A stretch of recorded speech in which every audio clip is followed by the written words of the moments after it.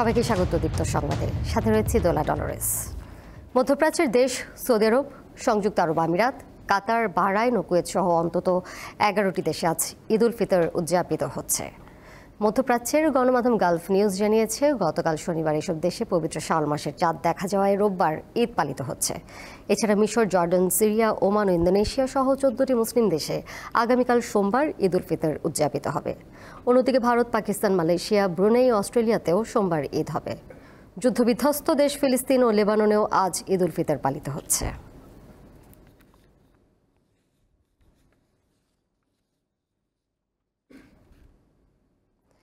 হিজরি 1446 সনের পবিত্র শাওয়াল মাস গণনা শুরু এবং পবিত্র ঈদ উল ফিতরের তারিখ নির্ধারণে আজ বৈঠকে বসছে জাতীয় চাঁদ দেখা কমিটি। এক সংবাদ বিজ্ঞপ্তিতে ইসলামিক ফাউন্ডেশন এ তথ্য জানিয়েছে। বাদ মাগরিব ইসলামিক ফাউন্ডেশন বাইতুল মোকাররম সভাকক্ষে কমিটির বৈঠক অনুষ্ঠিত হবে। এতে ধর্ম বিষয়ক উপদেষ্টা আফম ও খালিদ হোসেনের সভাপতিত্ব করার কথা রয়েছে। দেশের আকাশে কোথাও পবিত্র শাওয়াল মাসের চাঁদ দেখা গেলে টেলিফোনে জানাতে অথবা সংশ্লিষ্ট জেলা প্রশাসক বা উপজেলা নির্বাহী অফিসারকে জানাতে অনুরোধ করেছে ইসলামিক ফাউন্ডেশন। তবে এর আগেই বাংলাদেশে ঈদের সম্ভাব্য তারিখ ঘোষণা করেছে সংযুক্ত আরব আমিরাত ভিত্তিক আন্তর্জাতিক জ্যোতির্বিদ্যা কেন্দ্র। শনিবার সন্ধ্যায় সামাজিক মাধ্যম এক্সে এক পোস্টে সংস্থাটি জানিয়েছে, বাংলাদেশে ঈদ উল ফিতর হবে আগামী সোমবার। আজ খালি চোখেই চাঁদ দেখা যাবে।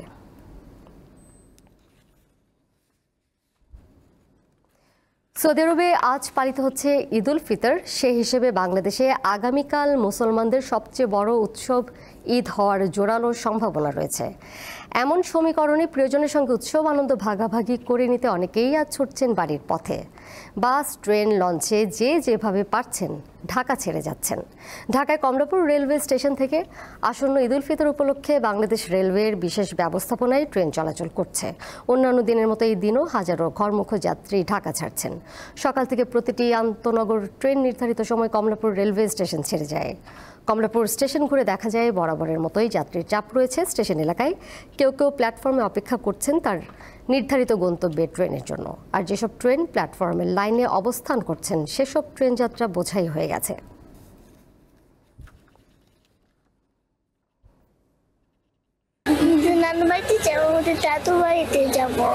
সিট পাই না, এই জন্য একটু কষ্ট হবে যাইতে। হ্যাঁ, দাঁড়িয়ে যেতে হবে। ঈদের আগে শেষ মুহূর্তে বাস কিংবা ট্রেনে রাজধানী ছাড়ছেন মানুষজন। রেলপথের খবর জানাতে ঢাকার কমলাপুর স্টেশন থেকে যুক্ত রয়েছেন সহকর্মী আনোয়ার হোসেন। আনোয়ার, এবছর তো আসলে ঈদযাত্রায় সবচেয়ে স্বস্তির চিত্র দেখা গেছে ট্রেনেই। আজকের চিত্র জানাবেন, যেহেতু একেবারেই শেষ মুহূর্ত।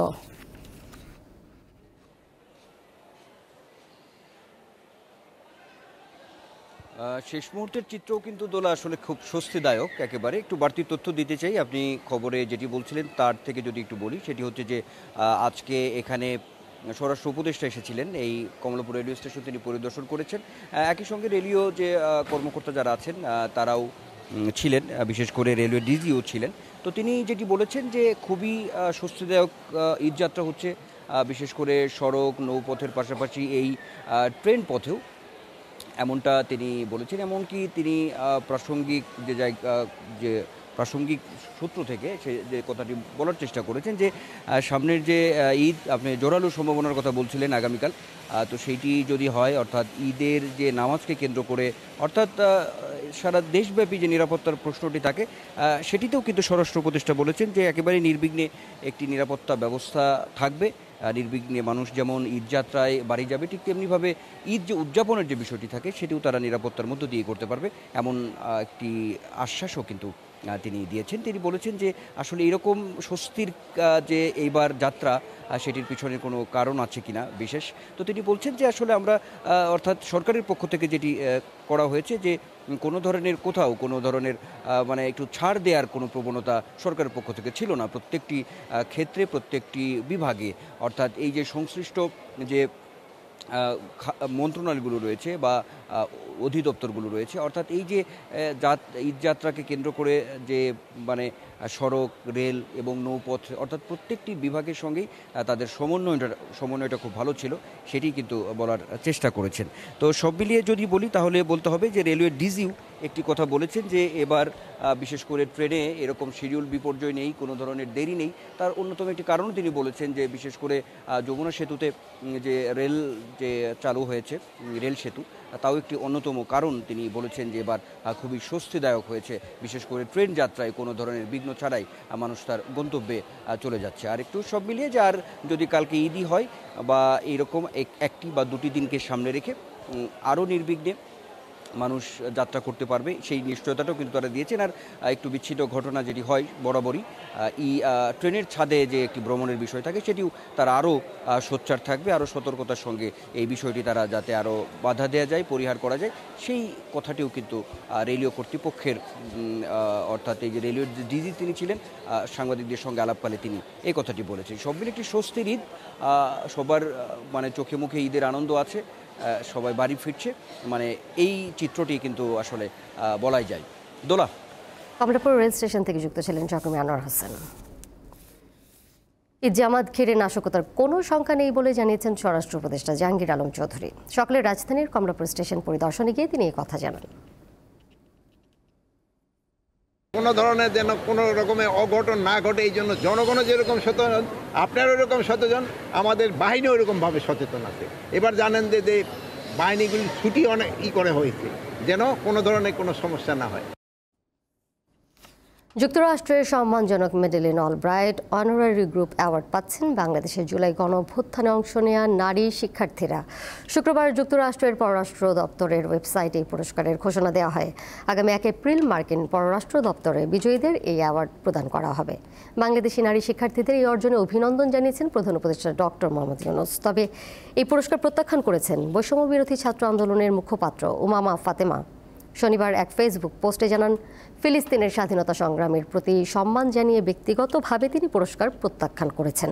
এ বিষয়ে তিনি আরও উল্লেখ করেন, 2023 সালের অক্টোবরে ইসরায়েলের হামলাকে ন্যায্যতা দেওয়ার জন্য এই পুরস্কার ব্যবহার করা হয়েছে, যা এর নিরপেক্ষতাকে প্রশ্নবিদ্ধ করেছে।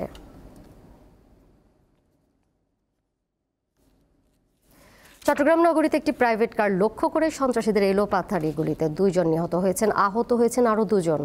গতরাত 2:45টার দিকে নগরীর চকবাজার থানার চন্দনপুরায় বাকুলিয়া এক্সেস রোডের মুখে ঘটনা ঘটে। নিহতরা বলেন বখতিয়ার উদ্দিন, মানিক ও মোহাম্মদ আবদুল্লাহ। আহত রবিন ও হৃদয়কে চট্টগ্রাম মেডিকেল কলেজ হাসপাতালে ভর্তি করা হয়েছে। পুলিশ জানায়, রাজাখালী এলাকায় প্রাইভেট কারটি লক্ষ্য করে মোটরসাইকেল থেকে গুলি ছুটতে ছুটতে ধাওয়া করা হয়। এক পর্যায়ে এক্সেস রোডের অপর প্রান্ত চন্দনপুরায় এসে গাড়িটি থেমে যায়।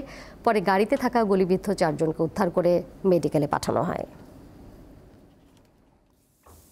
স্বর্ণের দাম বেশি হয়, ঈদে স্বর্ণালংকার বিক্রি নেমেছে অর্ধেকে। ব্যবসায়ীরা বলছেন, দেশের সার্বিক পরিস্থিতি আর বিশ্ব বাজারে দফায় দফায় দাম বৃদ্ধি এর মূল কারণ। নারীর অলংকারের মধ্যে স্বর্ণের জুড়ি নেই, বছর জুড়েই এর কদর থাকে, উৎসবেও এর চাহিদা বাড়ে খানিকটা। শখের বিষয় আর কি, স্বর্ণটা দাম বেশি হলেও তারপরেও আমরা আগাই কিনে রাখলাম, ভবিষ্যতে কাজে লাগবে, এটা কোনো বিষয় না। স্বর্ণটা আমাদের প্রতিটা নারী একটা পছন্দের জায়গা থেকে কেনা হয়। পারিবারিক অনুষ্ঠান কিংবা উৎসবকে রঙিন করতে সামর্থ্য অনুযায়ী অনেকেই নতুন অলংকার কেনেন। তবে দফায় দফায় দাম বাড়ায় অনেকের ইচ্ছে থাকলেও সোনা কেনার উপায় থাকে না। অনুষ্ঠান পারপাস কেনা, দাম তো এখন কিছুটা বৃদ্ধি। এটা তো মধ্যবিত্তদের মধ্যে তো আর না, এটা তো একটু দাম তো বেশি। স্বাদ রয়েছে, ইচ্ছা রয়ে গেছে, কিন্তু ক্রেতা ক্রয় ক্ষমতার থেকে একটু দূরে। এখন খুব ঊর্ধ্বে স্বর্ণের দাম, এত আপডেট যে মানুষের ইচ্ছে আসে, স্বাদ আছে, সাধ্য নেই। অলংকার ব্যবসায়ী এবার মন্দাভাব। ঈদ উপলক্ষে নতুন নতুন কালেকশন আর ছাড় দিয়েও ক্রেতা পাচ্ছেন না ব্যবসায়ীরা। এখন অনুষ্ঠান কিনে না, বিয়ে শাদী ছাড়া এখন গোল্ড খুবই কম কিনে। দেশের পরিস্থিতি প্লাস আপনার বিশ্ববাজার আন্তর্জাতিক বাজারে সোনার দামটা বেড়ে গেছে, সেজন্য বেচা কেনাটা। মধ্যবিত্তরা তো গোল্ডের কাছেও আসার কোনো সুযোগ নেই, একটা শ্রেণী আছে, তারাও এখন দেশের যে অবস্থা পরিস্থিতি তাতে করে এই বছরটা ঈদের যে বেচা কেনার যে অবস্থা খুবই খারাপ।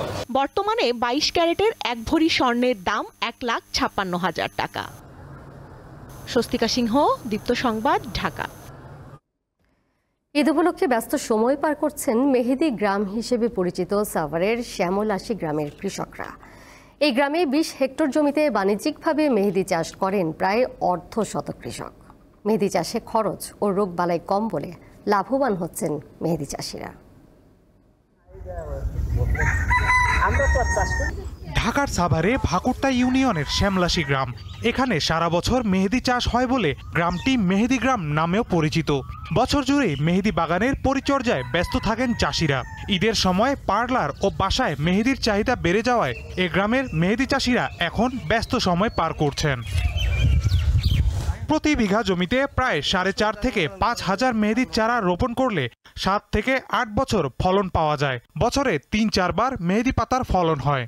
মেহেদি চাষে গ্রামটিতে অনেক নারী পুরুষের কর্মসংস্থানও তৈরি হয়েছে। ব্যস্ততা অনেক ঈদের সময়, কারণ সারা বাংলাদেশে এক জায়গাতে এই মেহেদি চাষ হয়। এইগুলো নিয়ে এখন আটি করতে হবে, আটি করে আবার সন্ধ্যার পরে কারণ বাজার নিয়ে যেতে হবে। সারা বছর চাহিদা থাকলেও ঈদে মেহেদির চাহিদা বেড়ে যায় কয়েক গুণ। আমি মোটামুটি 10-12 বছর ধরে মেহেদি খেতে আছি। আমার প্রায় 13 বিঘা জমি আছে। আমরা দাদাই করছে, এখন আমার বাপে করতেছে, এখন আমরা করতেছি। খরচ কম কিন্তু আপনার উন্নতি একটু বেশি। মেহেদি চাষীদের সার্বিক সহযোগিতা ও বিভিন্ন পরামর্শ দিচ্ছে উপজেলা কৃষি অফিস। আমরা চাচ্ছি উপজেলা কৃষি অফিসের পক্ষ থেকে তাদেরকে এই মৌসুমে বিশেষ করে ঈদ উল ফিতরকে সামনে রেখে তারা যেন জমিতে রোগ এবং পোকামুক্তভাবে তারা মেহেদির পাতা সঠিক সময়ে সংগ্রহ করে বাজারে আনতে পারে। এই কারণে আমাদের মাঠ পর্যায়ে উপসহকারী কৃষি কর্মকর্তাবৃন্দ সার্বক্ষণিকভাবে তাদের পরামর্শ তাদের মাঠে থাকছে। বাজারে সার, কীটনাশক ও শ্রমিকের দাম বেড়ে যাওয়ায় গ্রামটিতে মেহেদি চাষীর সংখ্যা দিন দিন কমে যাচ্ছে।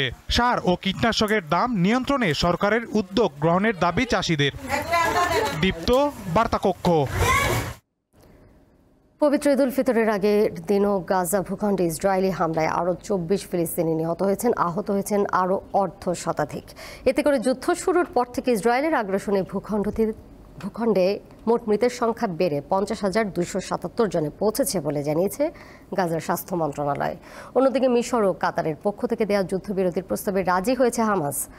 তবে এর পরিপ্রেক্ষিতে একটি পাল্টা প্রস্তাব জমা দিয়েছে ইসরায়েল। গত বছরের মতো এবারও ধ্বংসস্তূপের মধ্যে ফিলিস্তিনি জনগণ আজ রোববার ঈদ পালন করছেন। তবে রোজার শুরুতে ইসরায়েল সব ধরনের খাদ্যপণ্য প্রবেশে নিষেধাজ্ঞা জারির কারণে ক্ষুধা নিয়েই ঈদ পালন করতে হচ্ছে ফিলিস্তিনিদের।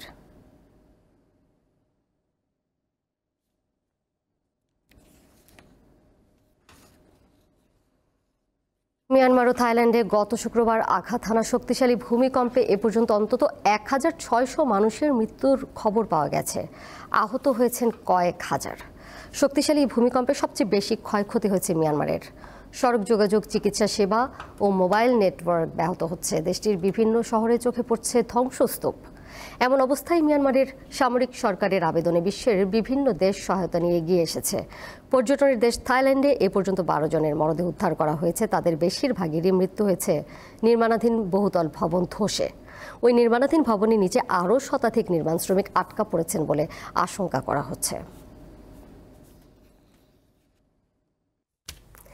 এই ছিল এখনকার মতো। বেলা 2টায় ফিরবো। পরের সংবাদ নিয়ে নিশ্চয়ই সাথেই থাকবেন। এছাড়াও আরও তথ্য এবং বিনোদনের নানা খবর জানতে যুক্ত থাকুন দীপ্তর ডিজিটাল প্ল্যাটফর্মে। ধন্যবাদ সবাইকে।